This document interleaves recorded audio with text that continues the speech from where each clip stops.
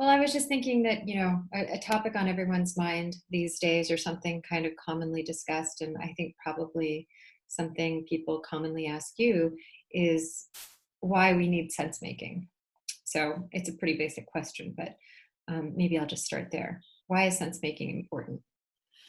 Well, I mean, I'll avoid maybe I won't. I'll start with the obvious.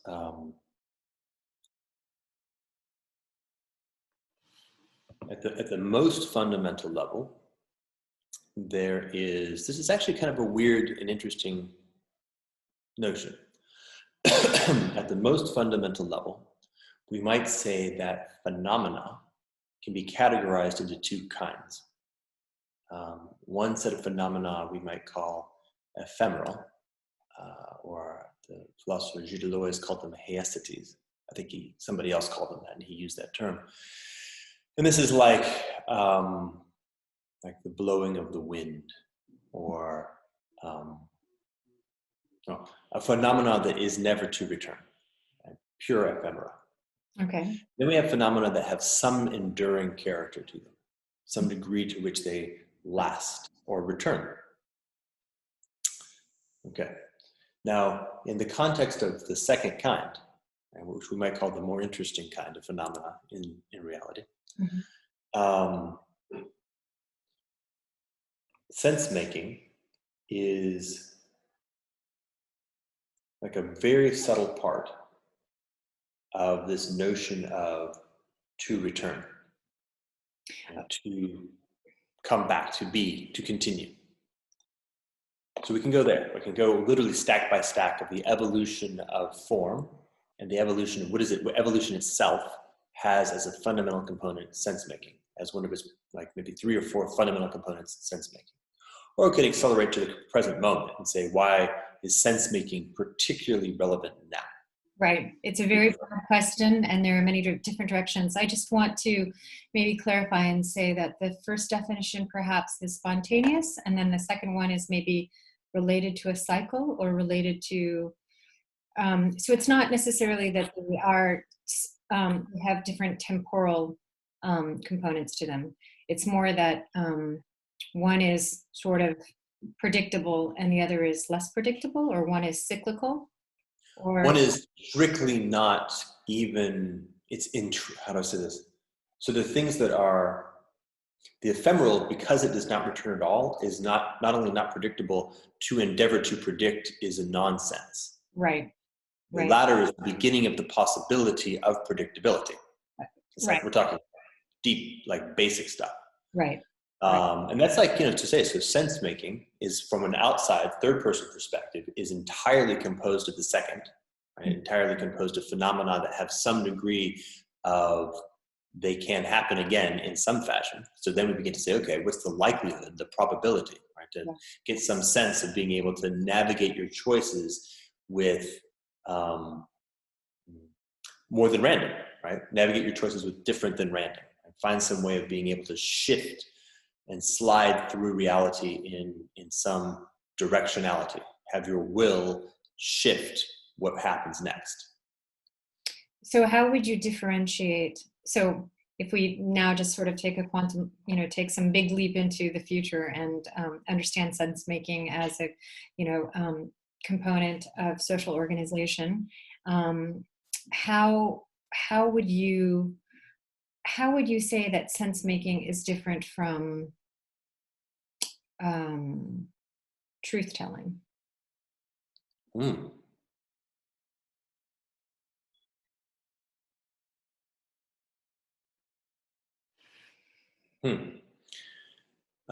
So what I see, well, we can actually make it very simple. You asked the question. The thing that I did first was sense making. The thing that I'm doing now is truth telling. I really like that. That's really brilliant. Wow, this is great. Wow. That's such a lovely example.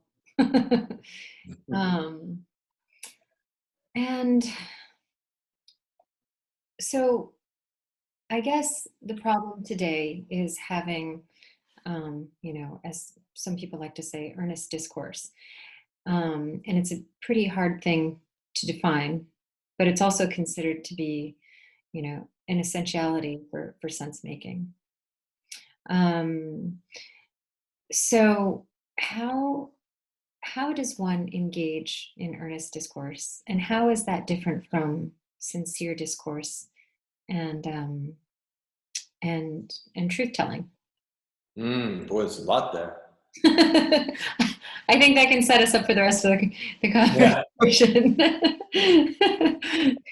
That is a lot there. There are many things I'd like to explore with all of that, actually. Okay, so one of the things that I noticed first is a need on my part to separate stuff that I am already biased towards or interested in. For example, I just had a really nice conversation with John Vervaeke, and we talked about a lot of cool stuff. So it's sort of right, it's loaded, it's present. We might say it wants to continue its being expressed. Prior to that, I had a really nice conversation with Zach Stein. Today's been a very talky day.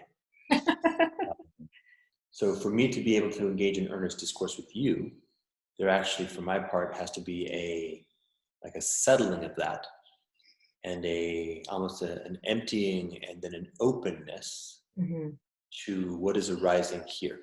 And so less pushing from the past, less bringing in from what has been, but rather a openness, a receptivity to what is arising here on its own terms. What is happening in this relationship itself. Very much like Krishnamurti's work on existing in the unconditioned state, being able to sort of zero, oneself, or, clear the tabula rasa. Yeah, neat. I've only read the dialogue with Bohm, but that sounds very nice. It's very right. Okay, but of course, the point of us being in dialogue is that there is something different about this one from that one. Yes. There's some sort of different perspective, two eyes perceiving the world, making 3 dimensions, or perceiving it in depth. So that is also there. Right? So in that case, then the move is attunement.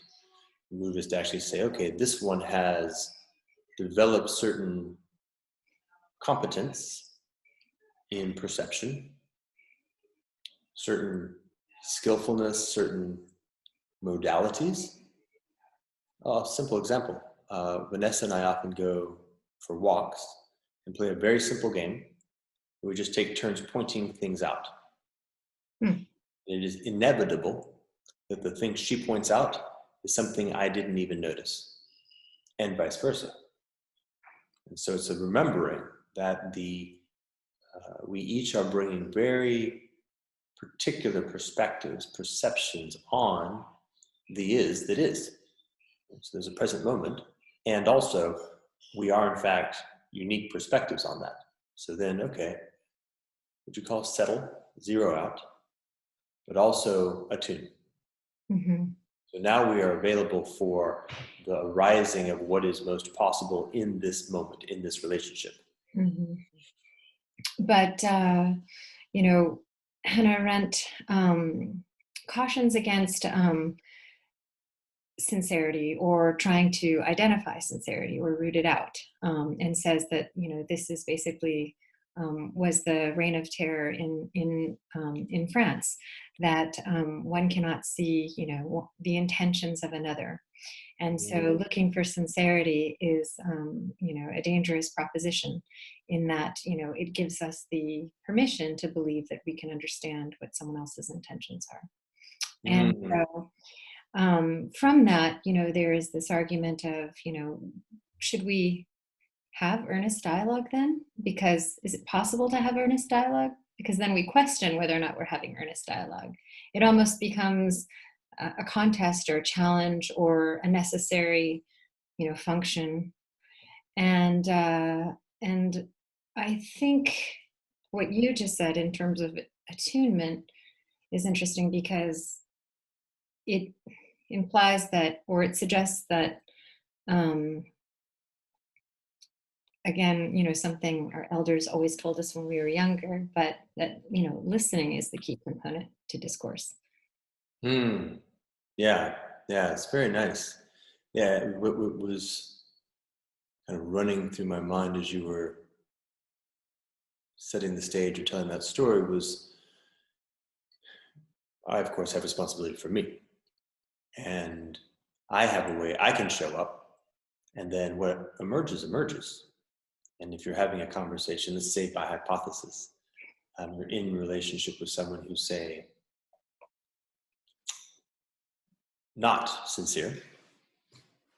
Well, they are also sincere. They can't help it. The whole of them is present.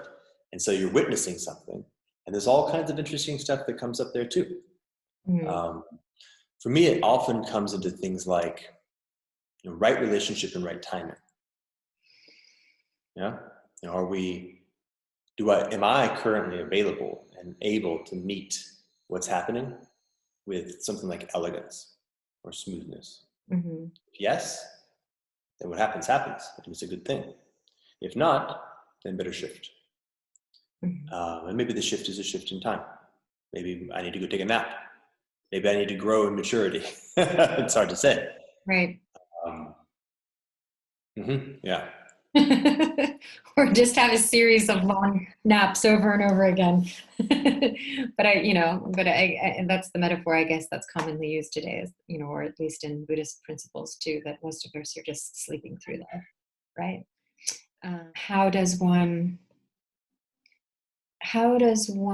shift the emotional state to catch up to or to keep pace with the rational state, Well, what it was just there was, for me, I have the advantage of having a 2-year-old. So I get opportunities to be in a very pure relationship, very clean, like very the human experience, but without a lot of noise. Right. This is Vanessa? Pardon? Or is this Vanessa? Or is Vanessa another? Mm-hmm. No, the 2-year-old's name is Phoenix, our daughter. Okay. Vanessa is your partner. Vanessa's my wife, yes. Okay. And so, for example, you find yourself in a conversation or a relationship with the 2-year-old, and the emotional tone often is the dominant tone. Mm-hmm. And so there's a big question of how do you create the right context for what's really happening right now. Mm. And it's interesting because what it does is, for me at least, it immediately brings to the foreground that ethics is more fundamental than epistemology. Mm-hmm. Mm-hmm. Yeah? Yeah, I would agree. We need to find a way to make sure that this relationship is nurturing and supportive of each other, much more so than that it expands our kind of knowledge or understanding. Mm-hmm. And in fact, inevitably will, because to discover how to do the ethic piece is a big learning and understanding, right, all kinds of important stuff. Right. So I would say that first, like if one develops, things like deep listening. What's really happening here? Oh, you're tired. I see. The 2-year-old has a very beautiful experience where she has profound language skills. So she can say all kinds of things. But the thing she's saying isn't actually at all the thing that's actually happening. What's happening is a very tired child is beginning to shift from what I would call sovereignty into lack of sovereignty. Mm-hmm. And now responsibility of the relationship is to support at an ethical level, what is the right place now, which in this case is to take a nap or to go to sleep last night. It's profound how often that's really what's up. Right. If you use the word attunement, and you also remember that attunement is whole, like the whole of self, then a big learning for me over the past 7 years has actually been to learn how to discern the meaning and the rightness of many of these diverse emotional states. So for example, let's go with anger and hedonic. And so anger and hedonic are in fact a movement away from sovereignty. Mm-hmm. But this is because of of the fact that there's some block or blind spot or lack of skillfulness with regard to a more fundamental. And so anger is an energy arising, having to do with some violation of a boundary, Right. or the need to protect, and a felt sense of protect. Right. And it becomes anger when the capacity, the competence, the skillfulness to respond to the rising energy isn't ready enough, isn't ready, or is blocked. And so the energy sort of builds. And so it becomes anger, and that then becomes turbulent. And then may express itself in all kinds of ways, all kinds of increasing ripples into the experience. Hedonic is very similar. Hedonic is a need arises, but does not know how to speak itself into action. And so we end up speaking a false, a simulation of the need into action, which then becomes a bad loop because the need is not satisfied, but we're confused because we thought we did. For me, the simple example is like, I am thirsty and I drink a can of Coke. I drink a can of Coke, my mind says, okay, satisfied need. Body says, more thirsty. Now we're in trouble. And the creation of those simulations is a whole other piece of the story. Right. So this is neat. Like, this is actually what we're talking about here is sense making in its most fundamental, i.e., even just with myself. And then sense making together is built on top of that. And as we build more awareness and skillfulness, and also just sovereignty, being in the place of, we can then begin to do that in relationality. And then, by the way, we can begin to expand that into larger distributed cognition, as John Vervaeke would say, or collective, collaborative sense making. Right. As I think, as we've discussed before, coming out of, tribal cultures, we have to find a way to establish trust. And so, if it's not genetic and it's not capitalistic, what is it? And so, as we move away from, as we, come into conflict with Dunbar numbers and, large groups and, things that you and Daniel like to talk about, exponential tech and all kinds of other things that distance us from, relationships, intimate relationships with people. How do we keep that trust? And so that trust is, I think manufactured in our society by this sense of virtue. And virtue is, is such an amorphous, ambiguous thing. But I think it's also coupled with, what is more tangible, which what we like to call meritocracy. And so, it seems to me that, what, for example, American exceptionalism is, basically founded on the basis of meritocracy. So it seemed as this, it's propositioned as this very, positive, virtuous thing. Yet at the same time, what is virtue? Okay, we'll put that on a shelf for a second. But, meritocracy, I think, is, meritocracy is the path to virtue, or at least that's what is expected in our culture. And so, and it is measurable, it's quantifiable to an extent, or at least it's become quantifiable in a way in our modern culture, which probably has deviated from what it originally meant, because now it's just meant to be successful or superlative in some way, superlatively talented or hardworking or earnest or, but exceptional in some way. Okay, let's go back to our can of Coke. Okay. The notion of a simulation. Okay. Or in this case, a simulacrum. Right. All right. Now, meritocracy. Fortunately, the language helps. If it ends in ocracy, it's probably a bad thing. It's probably a mistake.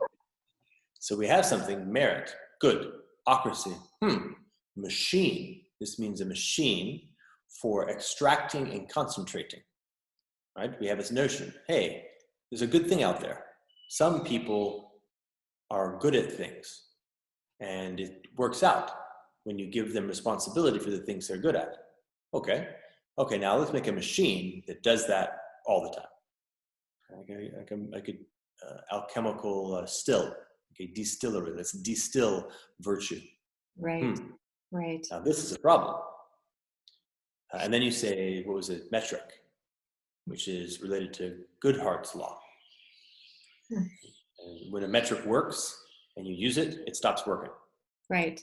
Every Right. good metric becomes a bad metric the second you use it as an optimization, as part of an optimization process. Right. Now, this is a very interesting problem. Like, why is it that something like ocracy, a machine designed to extract and optimize what is otherwise identified as a healthy good thing, merit, Mm-hmm. and what is it? Why does Goodhart's law work the way that it does? And it has to do with this fundamental notion of continuity, connectedness, wholeness. That there is a very, very complex, subtle, oftentimes nonlinear ness to any given thing that shows up as, let's say, merit or virtue. And it's context dependent, highly context dependent. Mm-hmm. And to endeavor to decontextualize it, to extract it from its context, and to refine it into its pure form. Sugar, right? You take the sugar from the, I don't know, the corn, even worse. Right. You've decontextualized it. Now you've gotten, you refined down the thing that you can measure. I now have 10 pounds of corn syrup, Right. which produces whatever, bajillion calories. But by decontextualizing it, I've made them empty calories. Right. Like empty pleasure in hedonism. Right. I've removed the context that was the actual thing that I was actually looking for when I named merit and virtue. Right. So the white bread is essentially the essence. You're losing the essence or the spirit. Yes, that's right. Mm-hmm. You've lost the spirit. You've lost the spirit of the times. You've lost the logos. You've lost contact with the whole. And then that is a fundamental error. In fact, I would say that is what is the deepest sense of the word sin, which I think we mentioned last time. So that's nice. That's like a really profound learning, I think, Mm-hmm. if you really think about it deeply. It's like, well, okay, well, geez, what are the implications of that? The implications of that are almost the whole of civilization is a sin. Almost the whole of the civilization is this desperate effort to extract and concentrate, decontextualized, to be able to accumulate heaps of virtue. Mm-hmm. Mm-hmm. And that's just the wrong approach. Mm-hmm. Doesn't mean you can't have virtue. Doesn't mean you can't have merit. Of course you can. You can build skill. You can learn how to play jazz. Which is you can learn how to respond to the event that you find yourself in with something like maturity and skill, and it shows up. It is real. That's a thing that can happen. May I ask you something really provocative? Because yes. Okay, I wonder if, thinking about how humans from time immemorial, have this capacity to be brilliant yet at the same time destructive, to invent incredible, tools of technology, concepts, notions, societal structures, all kinds of art, beautiful things. Yet at the same time, each time we seem to create something really amazing, there's a destructive component to it. And a lot of it is because of this machine that you're talking about. And there's this momentum that, takes it away into exponential growth and strips away, the spirit and the fabric of it. Do you think that is a problem of just being human, some sort of dysfunction within the biology of humans? Or do you think that this is more of a problem of sort of like the Pareto, what is it? The Pareto principle, basically, like the 20-80 model for most things. It's like the Zara model, where 20% of what they produce and publish in their advertising and marketing campaigns, is really beautiful, and sometimes they'll do like a couple of premier pieces that they'll promote, but then the majority of things that they make are made in sweatshops in really terrible places and are cheap. Do you think that's what, I wonder if humans as a whole can be seen as this sort of collective group that has the capacity to evolve together? Or do you think that humanity is burdened because there is a percentage of people who are responsible for the brilliance because they have some sort of exceptional awareness, and they're in constant struggle with the rest of civilization. Hmm. Let me see if I can really sense into what's here.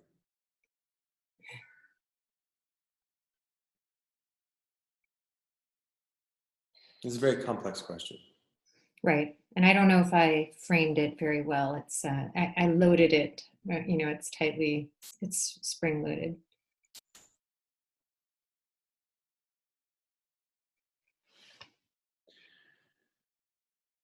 Well, the thing that comes to my mind immediately, and I really want to maybe just use it as a way of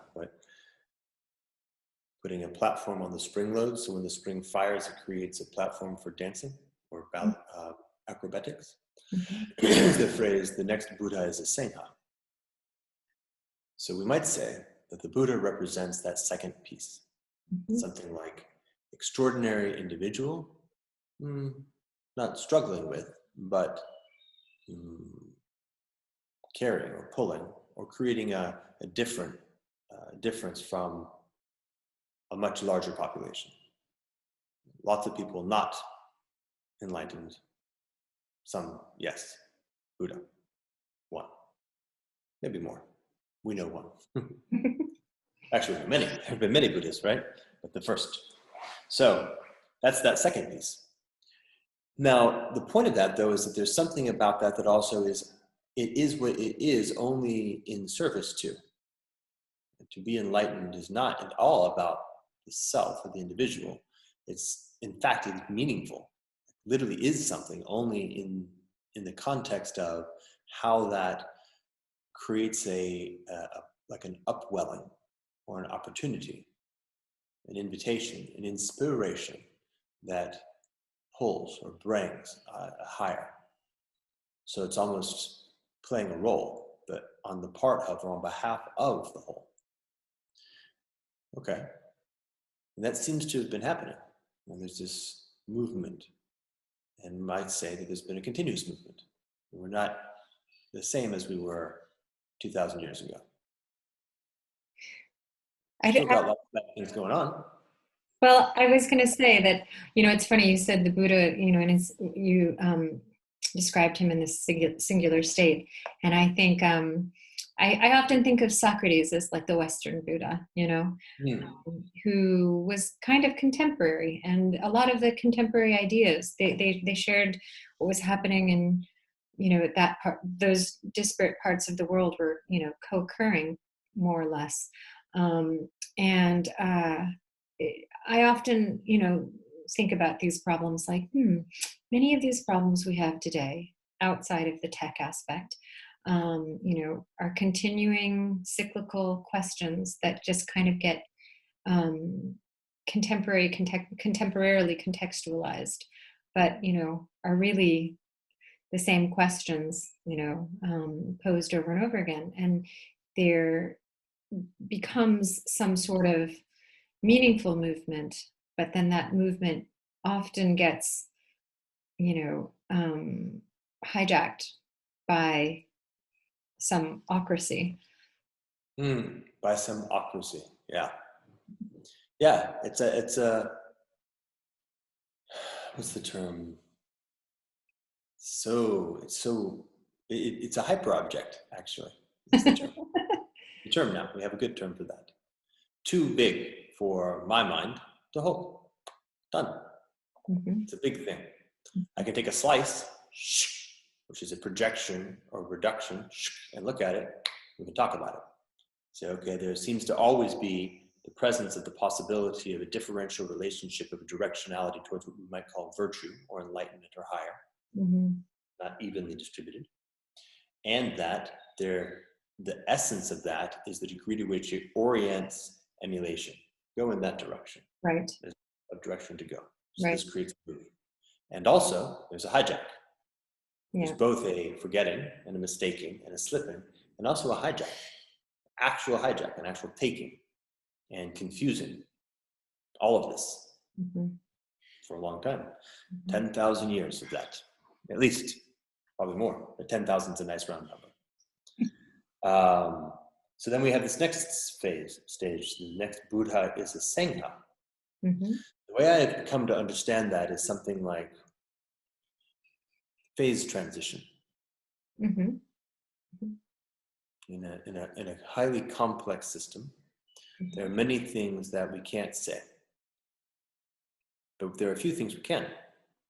We can see or notice that there are points, singular points, transition points, where the dynamics of the system, though still complex, change in a real way. And this notion of the next Buddha is a Sangha is to say, we're leaving the era of Buddhas, Socrates, virtue once, that has this dynamic of differentials and emulation and movement and hijack, into an era where the possibility is one where the discovery of virtue as a we, virtue as a larger group, like a Sangha, like a group, has very different dynamics. Very different dynamics. When Buddha or Socrates, let's do Socrates, back to Western. Socrates comes, things move. Philosophy moves forward. School is created. Socrates dies. The sort of ripple out from that gives us Plato and Aristotle, and continues to percolate. The Neoplatonists, as it kind of like oscillates through the material, the fluid dynamics of the whole of culture. But eventually it sort of dies down. The energy of the Socrates event, the Plato event, the Aristotle event, and there's a change. And we might say broadly. But then it goes away. Same thing in Buddha, right? I'm like pull and let go. So what is that limit? What is that limit that creates the stasis or the thermodynamic equilibrium? Right, as we discussed earlier. Well, this is very complex. This is super intense. Let me finish the Sangha piece and then come back. Okay. The Sangha piece is to say that it is possible, in principle, to generate an upwelling that is not strictly located in a given individual human body. And so, as if a group comes together that has sort of collectively achieved this level of shared, but the sharedness is the point. It's not that each person is enlightened and it's a bunch of enlightened superheroes hanging out. It's actually that the relationship between and among them has enlightenment as a relationship. Sure. So like a metazoan creature. Like a metazoan creature, like a multi-celled creature. Right, like a multi-celled creature. A lot like a whole lot like. One of the nice things about a multi-celled creature is that the cells can individually die, but the standing wave that is the multi-celled creature can go forward. Right. Yeah? Right. Very different dynamics. In right. principle, one-way trip. Right. At least in the stage that we are capable of comprehending. Right. Just a quick call out. This also happens to be, from my perspective, the right construct to respond to hyperobjects. So we have two things going on. Okay. It has to do with virtue and merit and enlightenment and things like that, ethics. It also has to do with epistemology and competence. And both contained within the same phenomenon. Sangha. Okay. Sure. There needs to be a neural network in the organism. The multicellular organism. Yeah. And this goes back to, by the way, just to make it concrete, earnest sense-making. The entering into the quality of relationship that is this thing, Sangha, is the basis by which we are now engaging in the thing that is collaborative sense-making. Right. Add more people, more sentience into that. There simultaneously is a growth in the ethical capacity by necessity and in the sense-making capacity. And at some critical point, there's enough inside that space to make sense of the hyper objects that we're struggling with and to take responsibility for those hyper objects that we are struggling with. And at a certain point, Notice, by the way, there's a recursion because one of the first hyperobjects is the hyperobject of Sangha. Mm-hmm. Make sense? Yep, definitely. As that one enters into a space of sense-making and responsibility, we then begin to accelerate the capacity to grow, and it actually expands to fill the space of what Johnny V just called the hyperobject of hyperobjects. And that's a phase transition. We now, as a species, have the competence to take care of and make sense of the whole of Gaia, the whole of the hyperobject that consists of nature, us, and technology. Right. There's so many metaphors in this too, thinking of the, autoimmune diseases that, of the organism, and the external boundaries that, drive selective pressures to really, form the creature, I'm, I love Lovelock and, Gaia theory, and Lovelock and Margulis's ideas. And actually his latest book, Novicine, have you read that? No. He wrote that at 101 years old. I guess last year. He's 102. Still incredibly lucid, incredibly creative, and beautiful. Beautifully written. It gives me faith in humanity and makes me want to be part of that hyperobject sangha. But just in our modern world, there are arguments about, whether or not technology is destroying humans or is a necessary function, what kind of technology, exponential technology or not. Do we have the capacity, to evolve into, transhumanist übermensches, that can exploit the entire, cosmos. I just don't, or should we revert back to a naturalistic society? So in order to create the Sangha, what is that unifies us, that, gives us some sort of directionality into where we should, point the nose of the ship? So, sorry, that was very long and inarticulate. It brought up some nice things. So what I would say is, like, a lot of these arguments aren't arguments. They're more like jibber jabber. What do I mean by that? What I mean is, we don't really take communication seriously. We don't take talking seriously. We don't take language seriously. If one is very careful, thoughtful, speaks with just the right words, no more, no less, waits for the fullness of expression to emerge, and then with care and skill speaks the right words, then many of these things called arguments don't happen. Most of the time, it's some of the stuff we were talking about. Emotional response, getting confused, and the separation. Something's happening down here. Think about a couple, two people. Something's happening down here. The sex isn't good. It's a real problem for couples. But it puts itself up here into some event in proposition space, language, argument. Argument isn't the thing. Argument is a very convenient trap to actually take our attention away from the thing. And because the argument can get heated, it actually makes the thing worse. Right. Yeah? Many of the arguments we have as a species are of that sort. Almost all are something like that. Sometimes simple mistakes, like one of these old English comedy of errors, where people don't quite know what's up and make assumptions. Right. Oh, we make so many assumptions, so much projection, Right. so much, almost all. Okay, that creates a lot of confusion. And then, of course, people get mad or have an emotional response to a projection.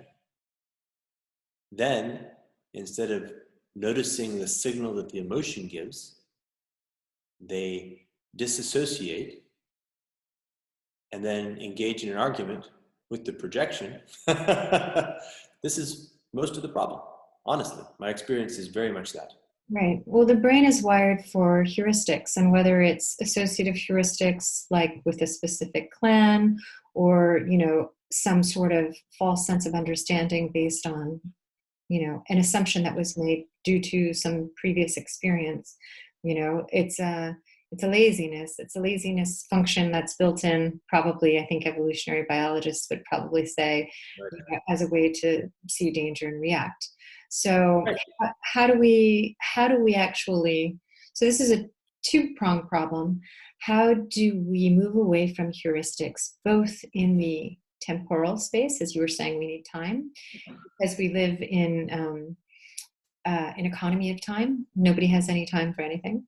And time is precious. And, like, is that Andy in the background? Yes. So what you're saying actually brings up some of the stuff that Andy and I were talking about yesterday. It's very interesting that time, take your time back, take enough time. In many cases, this is like at the heart of the matter. Here's some others though. This term hyperobject is very helpful.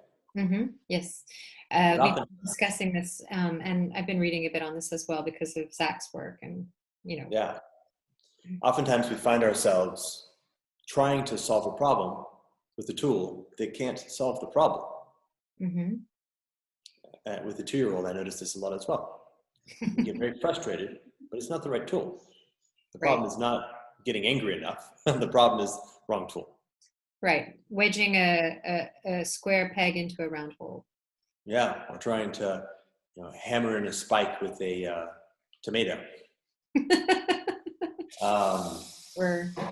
This just to give some directionality. Yeah? Let's make it simple. How about first, we just try to have competence.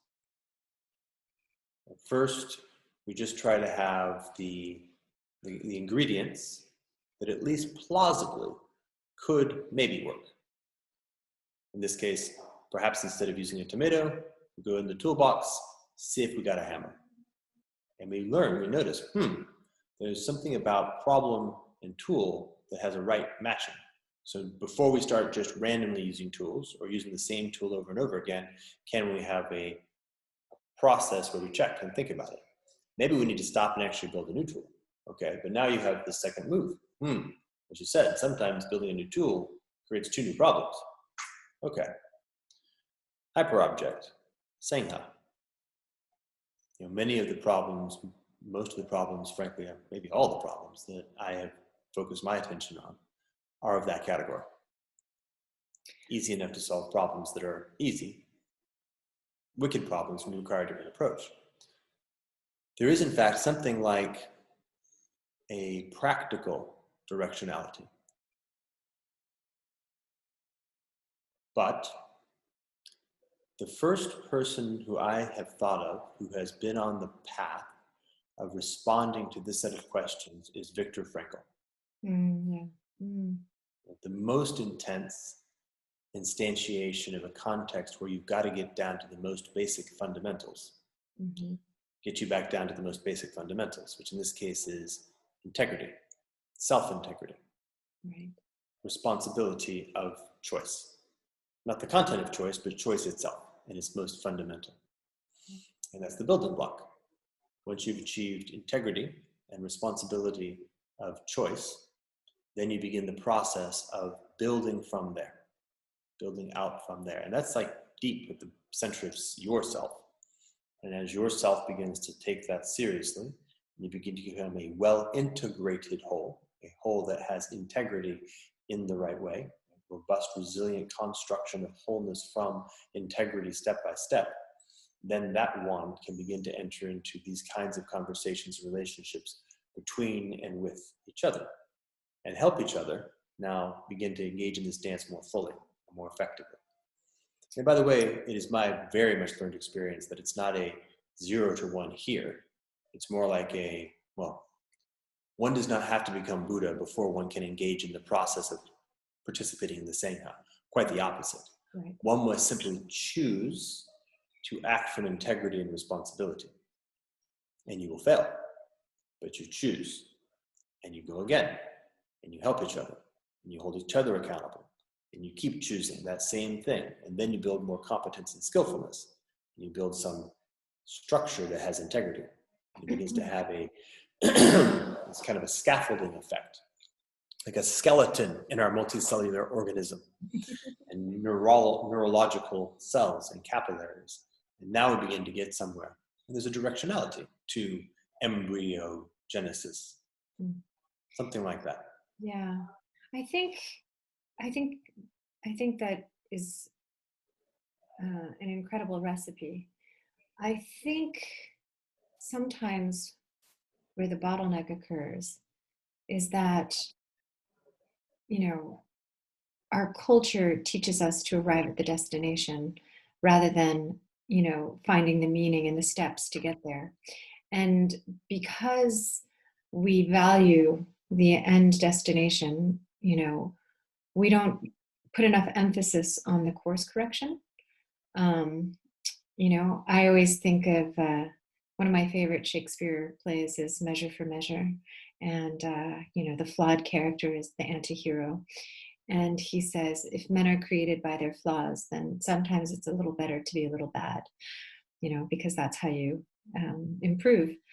And I think that, we're so concerned with not being bad. We're so concerned with being good. Again, these virtuous frames of things. And so, and that's how things are measured. And, because sometimes the progress is hard to know because it's an emotional progress, and it's also a difficult task as well. And so it's easy to want to, skip the steps and just get to the end point, So I guess I'm just thinking of how do we, so maybe we as individuals can try to make these choices ourselves, but what kind of structures in society can help us reward this, without it leading into a reversion to, virtue signaling or, modest humility and, humility. My diagnosis for this is pretty intense. Okay. I've already called out ocracy as trouble. Yeah. And the diagnosis you made, I think, is right and important. That this emphasis on the thing that can be described and written down and optimized for. Right. Let's just call that good. And the endeavor to skip the middle, right? Shortcut is kind of the problem. Maybe the core, the fundamental problem. All right, so let's just run a quick, don't do that. So run a quick, don't do that on the process. Mm-hmm. So anytime you find yourself, we find ourselves reaching for something that is in its essence oriented towards endeavoring to shortcut, recreate the end state without actually going through the developmental process to get there, mm-hmm. Don't do that. Right. Simple example. I'm a bit horrified by the prospect of what it would look like to try to do that with pregnancy. I'm just going to kind of skip the 9 months part and I don't know, a drawing of a baby. Well, it kind of looks like a baby. It smells like one. Maybe a drawing of a baby with some baby smell. Seems very contemporary. That's a Twinkie. A Jolly Rancher instead of an apple. That kind of thing. Okay, so now, what does it mean for us to do a better job at doing the wholesome development thing? Okay, that's good. Like, never let a mistake go to waste as an ethos. You're gonna make mistakes, but learn. Mistakes are for learning. Cool. Help each other. Okay, cool. Like, wisdom commons has come up. That's a nice term. wisdom commons, not knowledge commons, Mm-hmm. right? Not shared knowledge. Not necessarily helpful. How'd you get there? Wisdom. What'd you learn on the way? How do I, well, parenting is always for me the return. You know, if I give my child the answer, they have the answer, they don't have the lesson. If I give them a lesson that's too hard, they have the lesson that they can't. That's no good either, right? How do you create contexts that support this fluid development? Right? Mm-hmm. Yeah. Give evolution support, help evolution do a better job. How do we use our capacity as humans to use choice to support and nurture evolution so that evolution isn't a big wide search with so much failure condition, but has just the right failure conditions to really begin to flow smoothly. We can do this routinely, right? Education, parenting is a thing we can do. And it's easy to know. Good coaching, like a good coach, somebody who's trying to teach someone a skill, who's really good, masterful, knows precisely how to put them into eustress, how to put them into a context where their learning instincts are honed. So they make just the right number and intensity of mistakes and let none of them go to waste. And they're building that deep competence and deep confidence to go to the next level. Right? What's this thing called? Imposter syndrome. Mm-hmm. If you have built deep competence and confidence, you don't have imposter syndrome. You're not an imposter. You are the thing. So actually, they say that a lot of people who have imposter syndrome are actually the most competent people. Yeah. And it's often the incompetent people who are overly confident in their That happens a lot. Yeah. The interesting thing about it, that's a very interesting thing. We could actually spend some time on imposter syndrome. Uh-huh. Yeah. Dunning-Kruger, syndrome, or whatever the state is. It's a psychological term where people overestimate their ability. Yeah. So that's the mirror image. Right. And imposter syndrome is something about some kind of like a mind virus that actually inhibits people from stepping into the potential or the next step of their own development. It's an emotional conditioning, I would think. No? Yeah. Can you listen? Yeah.